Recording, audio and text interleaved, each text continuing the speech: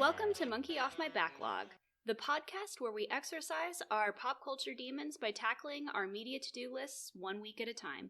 I'm your host, Tessa, and with me are my co-hosts, Dr. Sam Morris. Hello. And Andy Bowman. Hello. This week, Sam gets acquainted with the wheel, Andy talks something most foul, and I easily find a Star Wars property better than Rise of Skywalker. So our short discussion question this week was inspired actually by both of Andy's last two monkeys and by Sam's monkey this week.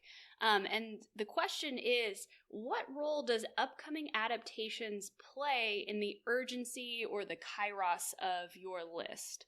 So, for an example, Andy, I know last week you were reading Dune because you know that there is a film adaptation of Dune that's coming out, or it's scheduled to come out later this year. You just watched an adaptation that I know that you've been looking forward to for a long time.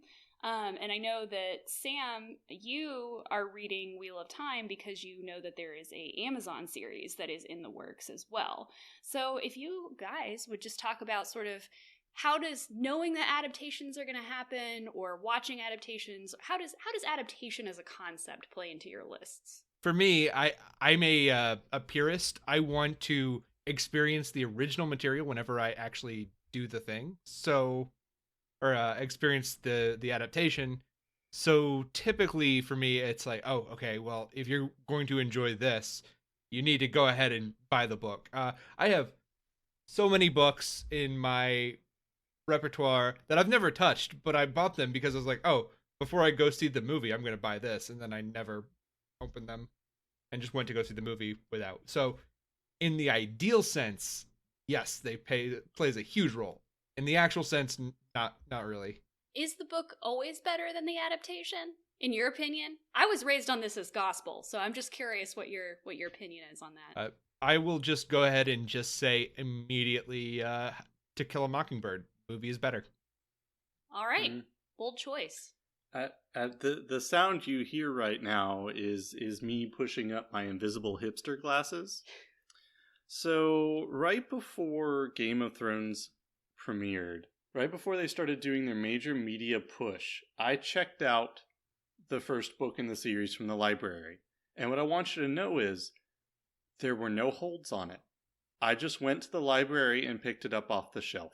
So, as the elevator was starting to ascend from the ground floor, I jumped onto that property. And I think it's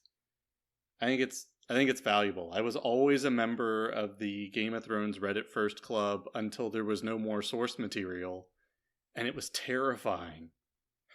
I know, I told him, because I had not read the books, I told him, this is what it's been like for us watching the show the whole time. Just terror all the time.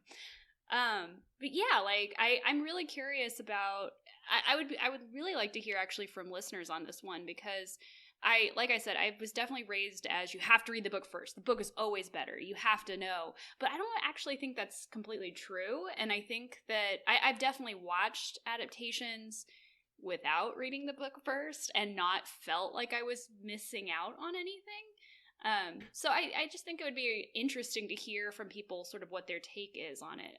Yeah. I will also say I think Scott Pilgrim, the Edgar Wright film, is better than the Scott Pilgrim graphic novels. And I would agree with you on that.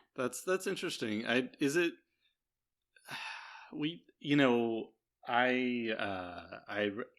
Well, no, I did it backwards. We watched The Umbrella Academy, I guess, in January this year. I ended up teaching both the first volume of the graphic novel as well as the series. The series is better.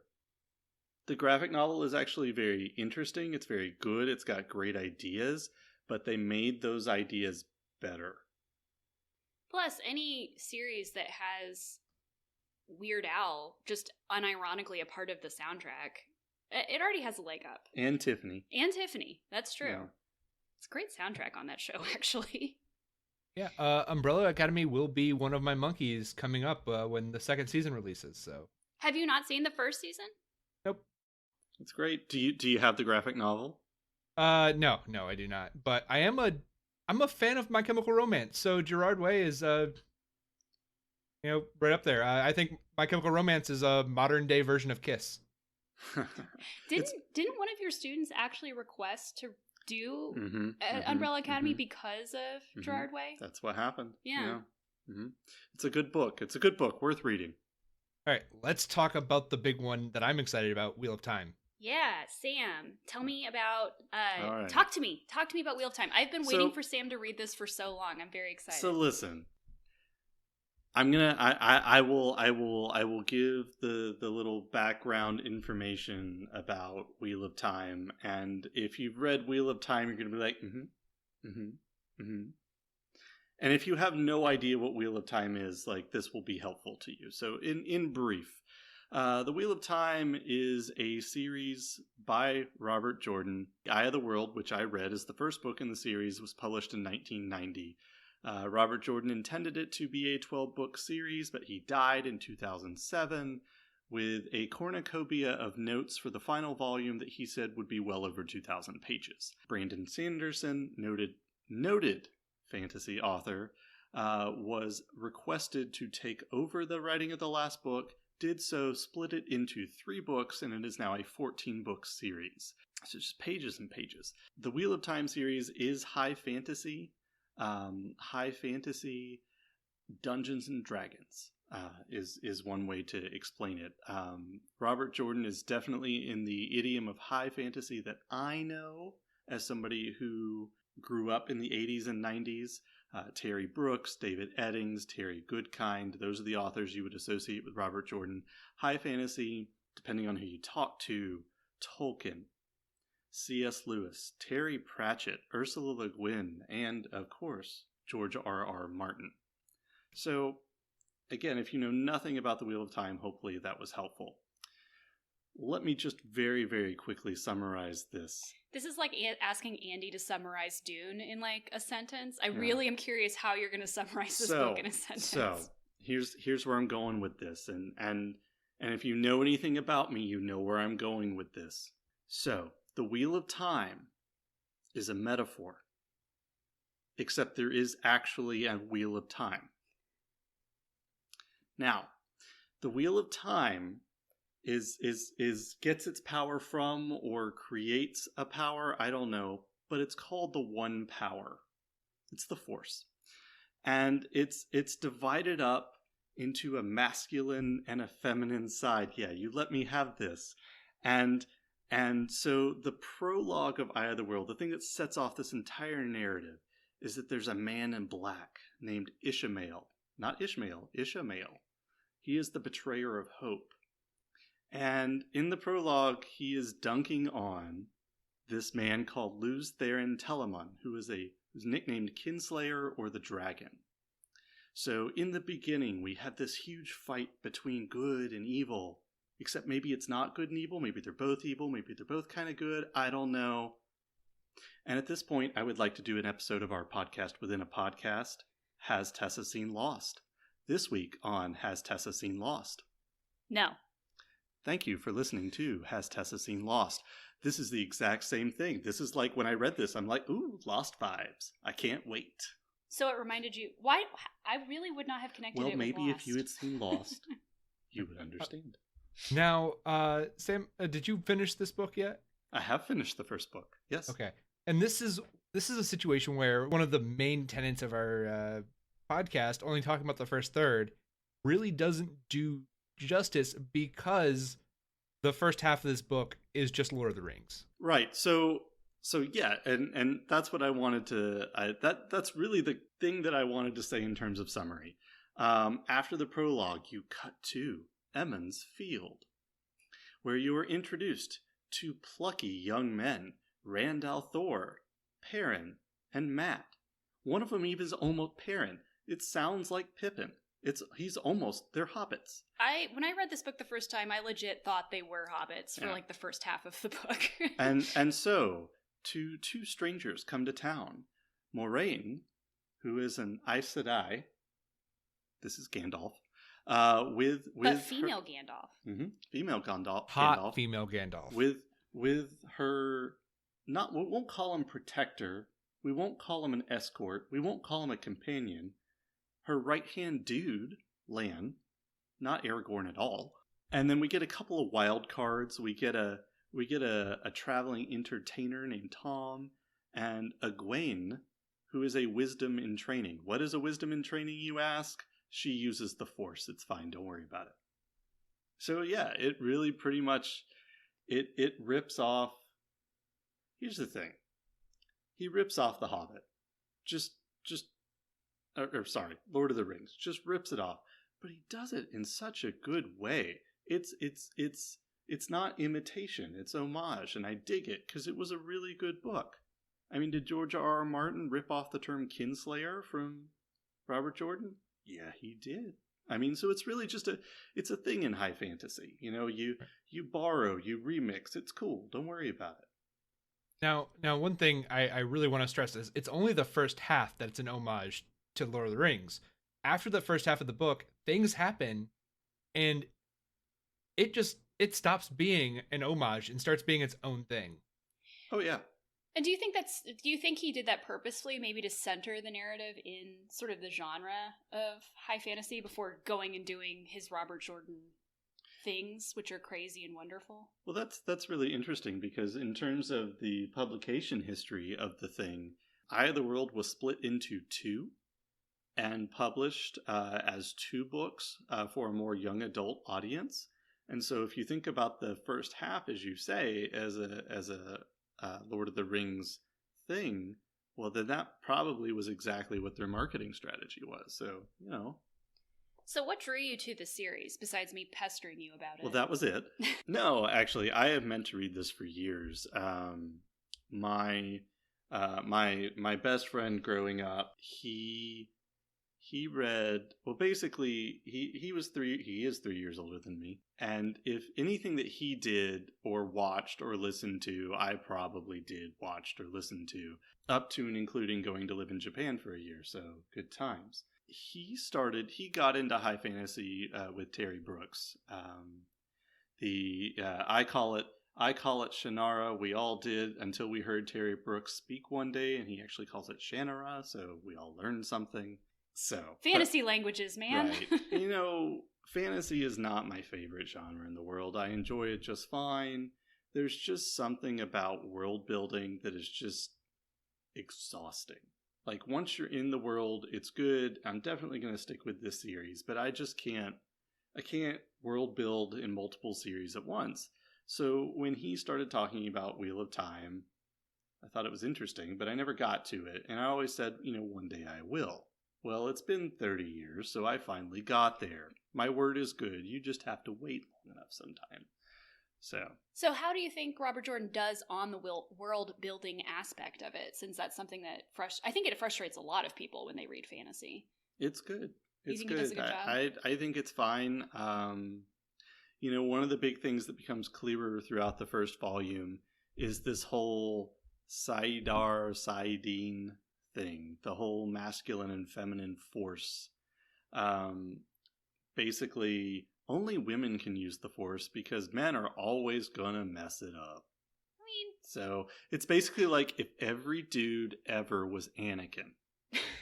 So one thing here about me is I did not read these in the traditional way. I did the audiobook thing, which is great, but it's making me have conniptions hearing your pronunciations of these things.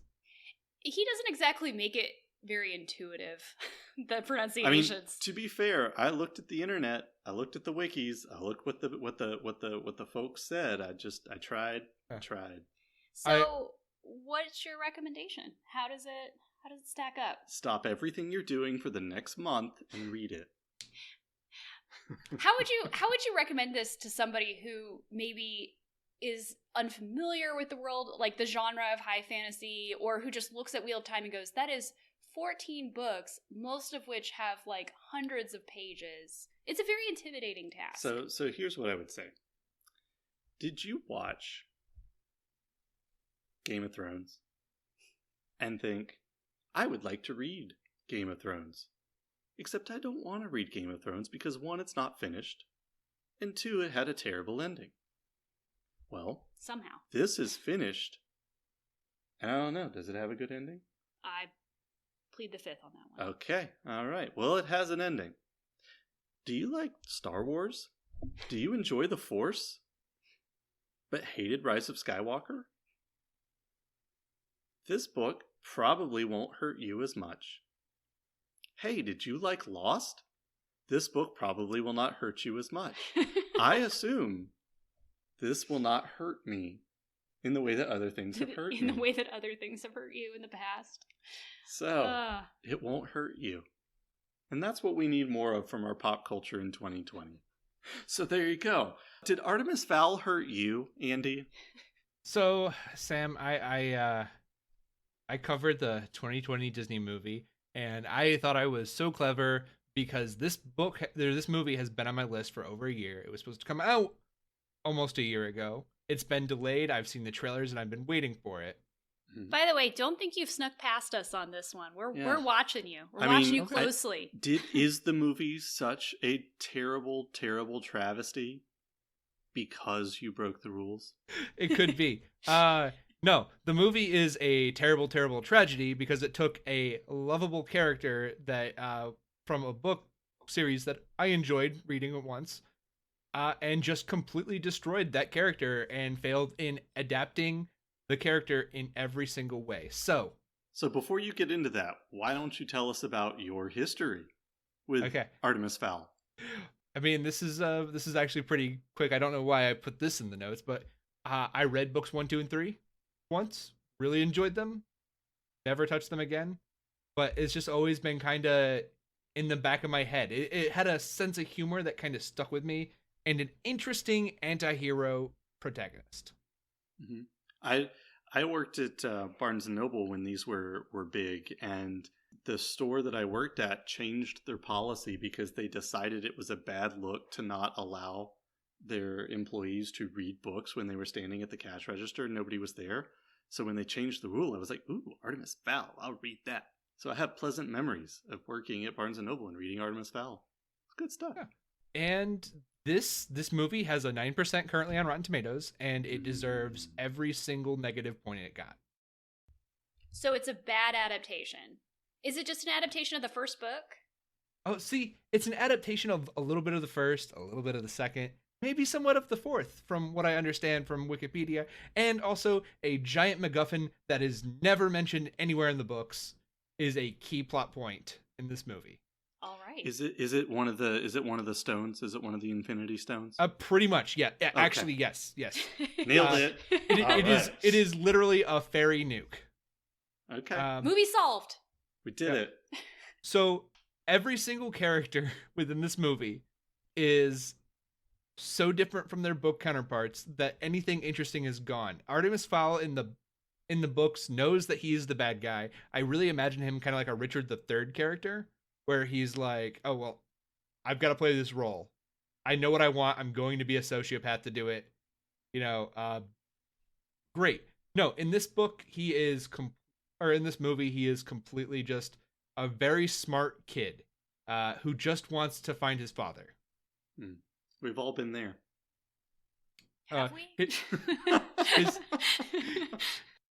His father, by the way, in the book, it is never a question that his father is a criminal mastermind, like mob boss style criminal in the underground. In the movie, his father is just a very famous antique dealer. I don't know, because I tend to agree with you that Artemis in the books is definitely cast as the villain, and a lot of that's because he's trying to be like his father. So... Yep, nope. Yeah. Nope. And isn't his father played by Colin Farrell? Yes, his father is played by Colin Farrell, who, by the way, was cast during reshoots, and this entire movie reeks of baking the entire movie in editing. All right? There is a person who plays Small Hagrid, right? His name is Josh Gad. He plays Mulch Diggum, and there is actually a big plot point that he is normal Josh Gad size, and all the other dwarfs are small. And when he's like, "Oh, I'm a dwarf," the other dwarfs are like, "No, you're not." That's it. One of Mulch Diggum's big thing, famous kleptomaniac cat burglar, cat burrowglar, because he burrows. His one of his big motivating factors is not to get out of prison, but to get magic to make him a normal-sized dwarf. Yeah, it kind of sounds like this is a Disneyfication of Artemis Fowl. This is like we got to make it. We can't tell kids that it's okay to be criminals. Yeah, this is the worst. But the entire framing device is done by Josh Gad, and it's very clear that they had him for like 2 days alone in a room where he's like, "Let me tell you about Artemis Fowl," and he has that voice. It's terrible in every way. Every character is something is taken from them. Some bit of their soul is lost, and this adaptation just fails. The only thing good I can say about it is it's 90 minutes long. That's like an hour shorter than Rise of Skywalker, and it did the same thing. Yeah. I don't know. I don't know. I don't know if we need to make another podcast, but if we did, it would be Rise of Skywalker related. What would it be? Yeah, Rise of Skywalker related? It would be Rise of Skywalker So, related. like, I guess just really briefly then, could you sum up kind of what the premise of the film is then? Oh, yes. So the premise of the film is that Artemis Fowl's father gets kidnapped, and he is blackmailed by the kidnapper to give the kidnapper basically a fairy nuclear weapon. And Artemis then goes and kidnaps a fairy so he can get the fairy's nuclear weapon to trade for his father. So it's not just for gold like in the book. Where he's No. like, I just want gold. No. You see, Artemis has to be doing it for a good reason. Sure. Crime's okay if you do it for a good reason. I see. And the worst part about this is it's just I've already gone over like 45 to 50 minutes into the movie because the first half hour is all very bad world building. This is bad world building. This is just awful movie. And Judi Dench, I think, is in a rascal scooter the entire time. Like, I don't think she's actually standing up and walking. She's just kind of going around like, yeah, she's happy. Yeah. This movie sucks. All right. Anyway. Okay, I was gonna say, Right. if so take it off of your list if you have it on your list. That would be a recommendation. Yeah, this is my punishment for breaking the tenets of this podcast. So 2 questions for you. First of all, you are recommending us to take it off our lists. Are you recommending that Disney Plus take it off of Disney Plus? Yeah. I think this negatively affects their viewership. It's got a 9% on Rotten Tomatoes and a 20% audience score. That means that only 20% of the audience who watched it actually thought it was kind of good, maybe. Makes you wonder about that 20%. Second question. When Tessa wants it, so can we get a group consensus? If Tessa does New Mutants, if we're doing this podcast in 4 years, when New Mutants does finally show up on like New Mutants whatever is never brain coming out. implant streaming service we have, will she jinx it by making it a monkey that week? Well, now I'm scared because Artemis Fowl was bad, and like now I'm just kind of like, I've been waiting for New Mutants so long. How long Like have you been waiting more for than a New year. Mutants? It's been more than a year since it was it's been more than 2 years since it was originally supposed to come out. Yeah, we'll see. But Tessa, what did you do this week? So I played Knights of the Old Republic, the first game. And Knights of the Old Republic is a BioWare developed game. I don't quote me on this because I am not a video games expert at all. I play them for recreational purposes only. I think it's one of BioWare's first games. Correct me if I'm wrong, anyone? But it was developed by BioWare. It came out in 2003. And it is a role-playing game that is set in the Old Republic, in the Star Wars universe. It takes place around 4,000 years before the events of the Star Wars series. Is this game canon? It is not, but you're going to have to remind me, is it extended universe or expanded universe? It's the Legends. The Legends universe. Is that what okay. It's called? But I think at the time that it came out, we didn't have those designations, correct? That's only a designation that's come out in the last couple of years. It was canon when it was released, yes. Okay. So it was canon when it was released. Now it's just sort of part of the texts that have grown up around Star Wars that may or may not actually. These are stories that are set in the Star Wars universe that do not really exist in the same timeline as the main story. But ostensibly, it is set around 4,000 years before the events of the Star Wars series. And it's sort of set in the middle of a big Jedi and Sith conflict that happens after the Mandalorian Wars, which I knew about thanks to The Mandalorian. Basically, you're playing a character who gets dropped in the middle of this conflict, who has no idea, has complete memory loss, has no idea who they are, and but is caught up between this conflict between Darth Malak, who is a Sith Dark Lord, who is fighting the Jedi for control of the Republic. It's really just like the same story as Star Wars in terms of the Sith want to take over the Republic, the Jedi are trying to stop them, light versus darkness, etc., etc. You get to pick, like with most RPG games, you get to pick what class you want your character to be, you get to pick the gender, you get to mod it all out. Basically, you are playing through making choices that either align more with the light side or the dark side, which we'll talk about in a little bit. I am not all the way through the game. I play video games very slowly, very, very slowly, and so I haven't gotten to the end yet. I am most of the way through the game. I have met HK47, for those of you who keep asking me. So I know that there is a big twist at the end. I know that this is on a lot of people's lists for like some of the best like video game twists, but I do not know what it is yet. I will presumably know what it is by the time this podcast comes out. But yeah, that's sort of the premise. I can't really talk a lot about the plot because with RPG games, it's just hard to like really sum up the plot. Query, meatbag. What game mechanics work? You know, what does anything do it for you, or is this kind of just to experience the story kind of a game? So I love RPGs. One of my favorite games, well, my favorite game of all time is Mass Effect 2. But I really enjoy games like The Witcher and the things that sort of draw you into the story. That's sort of my favorite part of video games, is sort of collaborating on a story with the game. And I like the combat and all of that, but this is a pretty solid RPG game. It is clearly one of the earlier versions of this type of game. Obviously, it's a game from several generations back, so if things like bad graphics sort of bother you, or old graphics, I should say, maybe this is not for you. If non-anamorphic presentation makes you angry, don't play this game. Yeah, don't play this game. The RPG stuff is good. I like playing around in this version of the Star Wars universe. Like, I've never played a Star Wars game before, so I got like unreasonably excited when I got to hold a lightsaber for the first time. Like, I was like, oh my god, I'm holding a lightsaber.